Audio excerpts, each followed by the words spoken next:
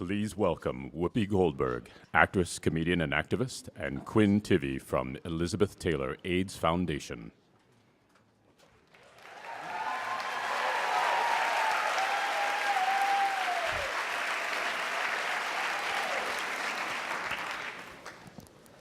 Hello.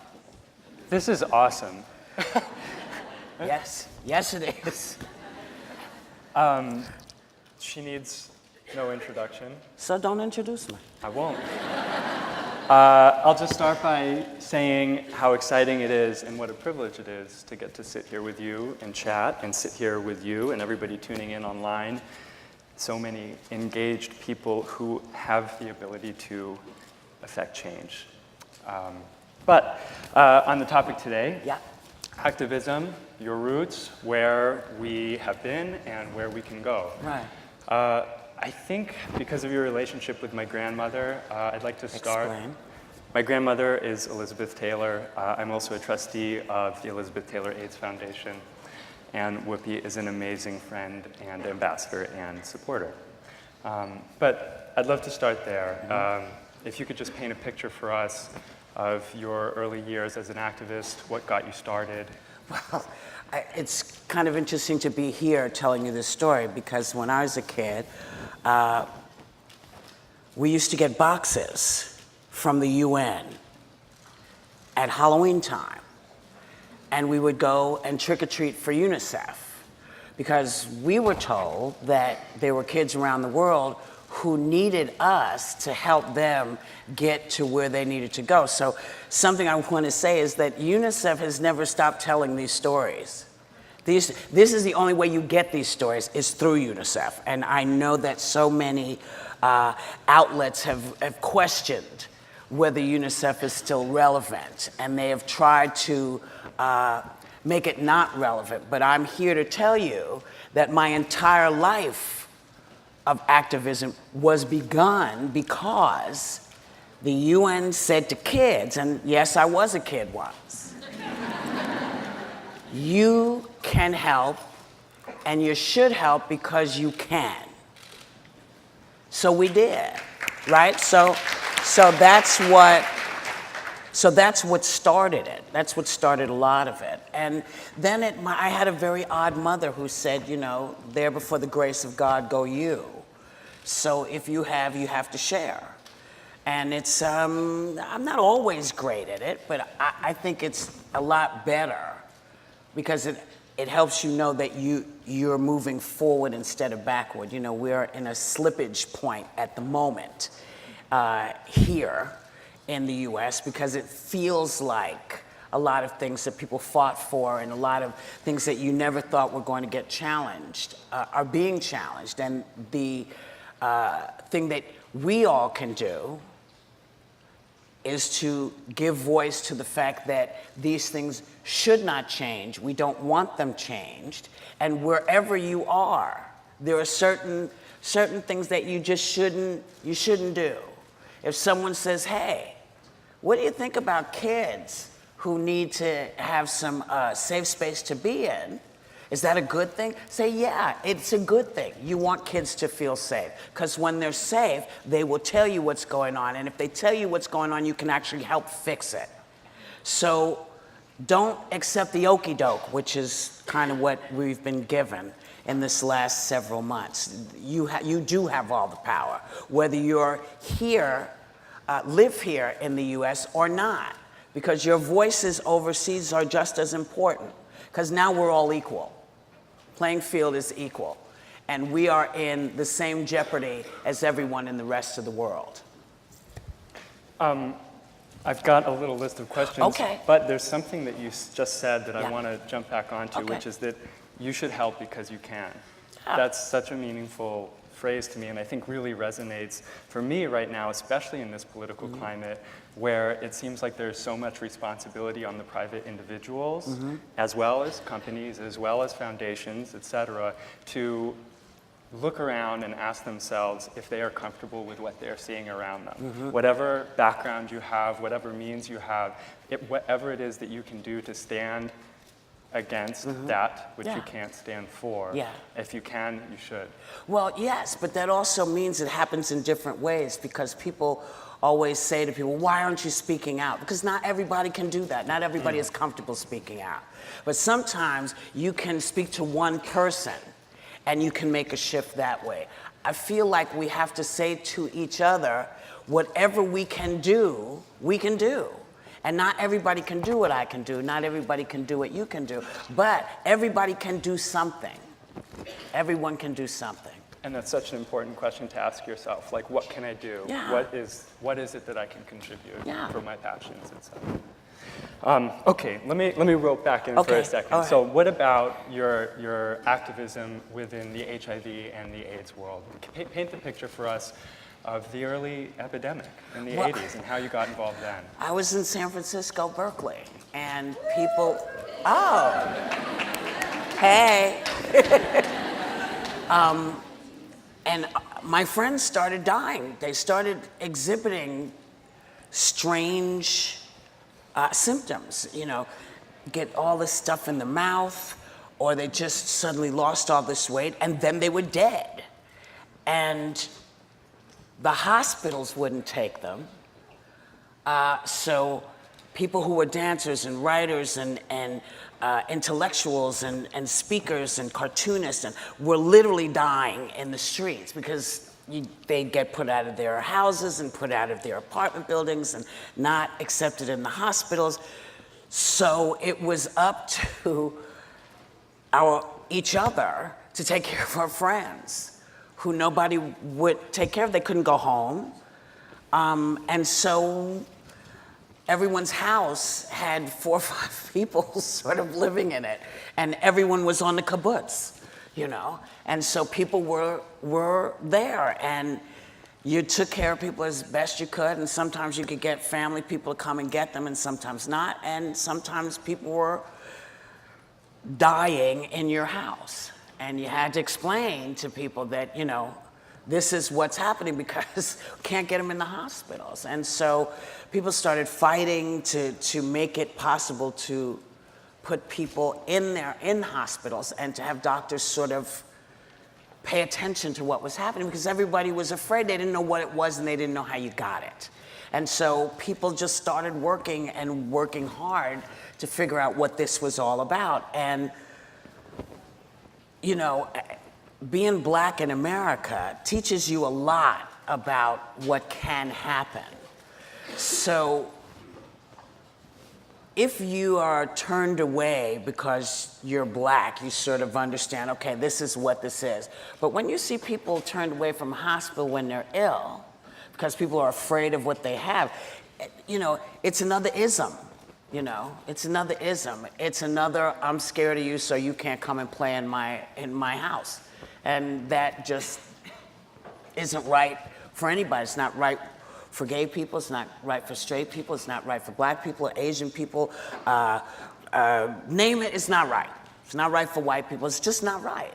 So to me, if you are blocking money, which they were, for AIDS research, that means you're blocking money for lots of other things, in my mind. Because if you do it to these folks, it means you're going to do it to these folks, and it means you're going to do it to me. And I don't want to do it. I don't want to be blocked from getting where I need to go. So it was always make sure that these things are in place so that if anyone needs them, they can get the help they need. So watching people be turned away is probably the other thing that just broke my heart. So once I got to LA, which is where I met your grandma, and she and I were at some dinner thing, and she said, so I'm gonna ask you, can you do me a favor? I said, I'd do anything for you. Because, you know, whoever thought, come on, I'm from the projects. And Elizabeth Taylor's talking to me, hell yeah, I'd do whatever she wants. Okay? And if you're not sure of the impact, think Beyonce. Okay? It's like Beyonce coming and saying, can you do me a favor? Hell yes, B, I can. So, we're not, yes, LT, I can. And she said, well, you shouldn't say yes before I tell you what it is, because so many people are afraid of it and they've turned me down. And I was like, okay. And she said, I'm doing this benefit for AIDS. I said, oh, I'm in. And she was like, wait. What do you mean you're in? I said, I'm from San Francisco, Berkeley. I know all about this. I'm here. And that's how that's how I got in with her, because, you know, the people in Los Angeles were afraid. They didn't want to be associated. And, you know, for me, it was like, oh, hon, I'm in. And so, you know, she did it, and it was wonderful. And suddenly people came out of the woodwork and wanted to be part of this the following year. There's something that she recognized and that you recognized and that you said in what you were just talking, which is that underneath the umbrella of HIV, you see a host of ugly isms. Yeah. Racism, sexism, social inequality, Yeah. economic inequality. Yeah. I'm thinking about some heat maps that show where the United States is hardest hit by poverty, and where the US has the least access to education or education funding, or mandated abstinence-based sex ed.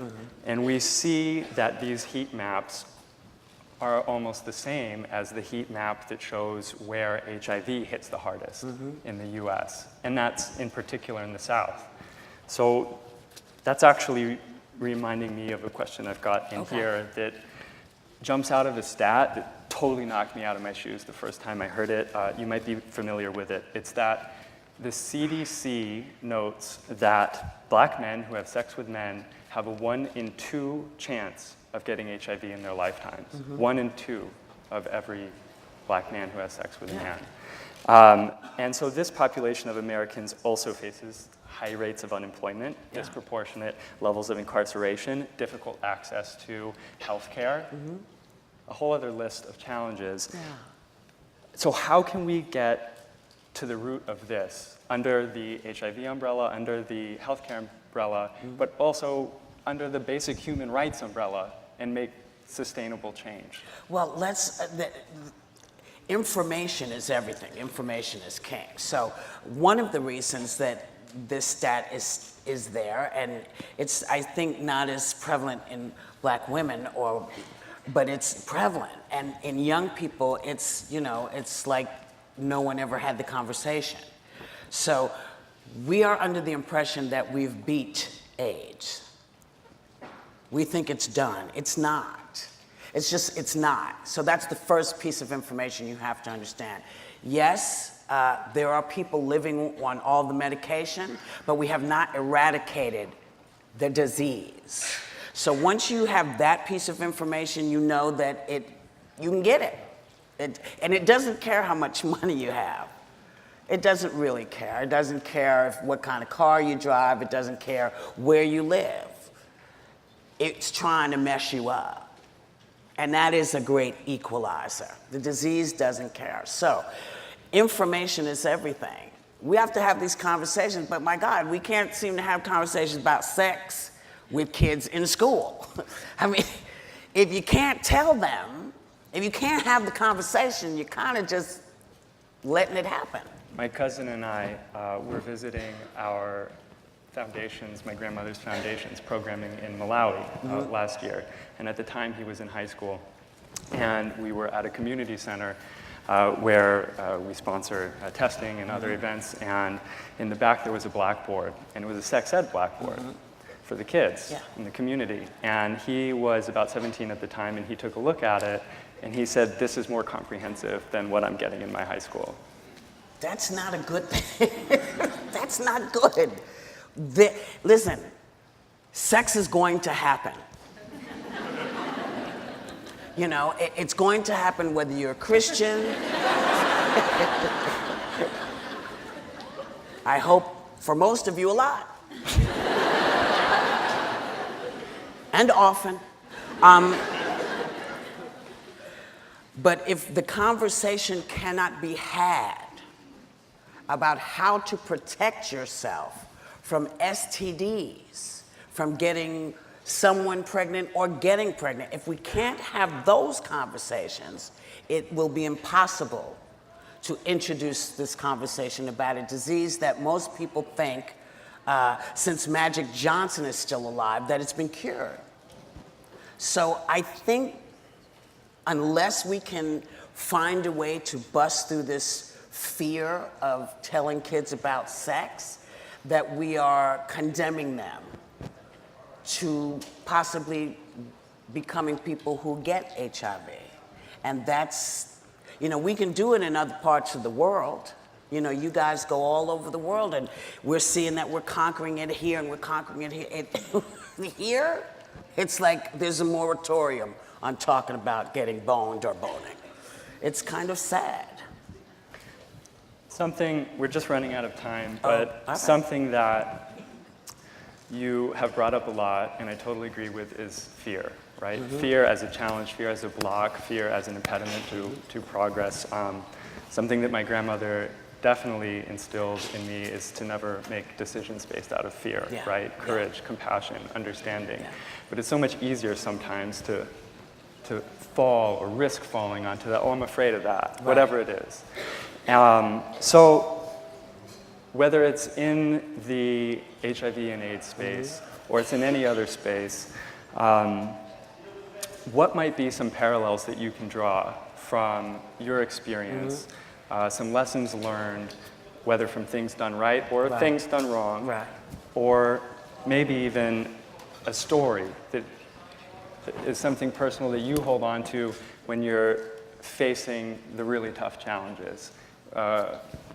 Well, you know, challenges are interesting, but fear is something that people use very readily as a weapon. So in some countries, children who are albinos are cut up, okay? Because people are afraid. Now, these are little children. There's not much little kids can do to you. But people believe that there's something.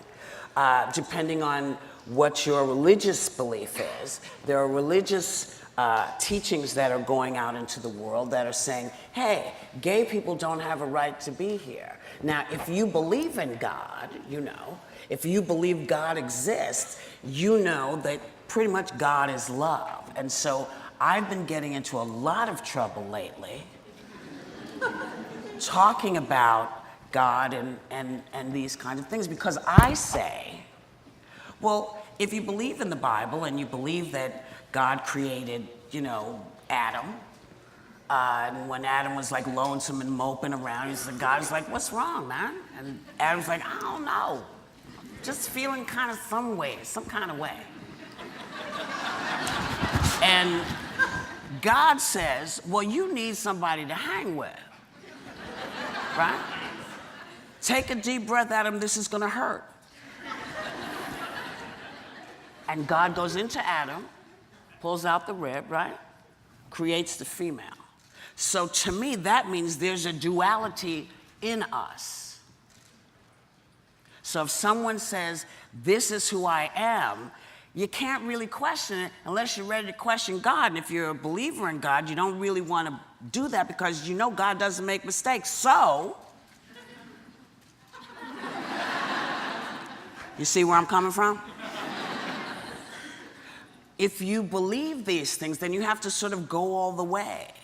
But you cannot use God for fear. See, that's the problem. You cannot use God to make people afraid. And so to me, I try to keep in mind always, how can I walk with my head up? How can I sort of give information without pissing off too many people? I don't mind pissing off a couple. I don't like it when it's like huge. And this is one that people don't like to talk about, because then you would have to talk about the responsibility that people may have for what happens overseas to gay folks. It becomes about, if they can do this to them, what can they do to me? See, it's always about, it's just us. It's just us as human beings. And if you come after one human being, there's nothing stopping people from coming after the other human being. That's That's what I try to walk in my head with, so. Yeah.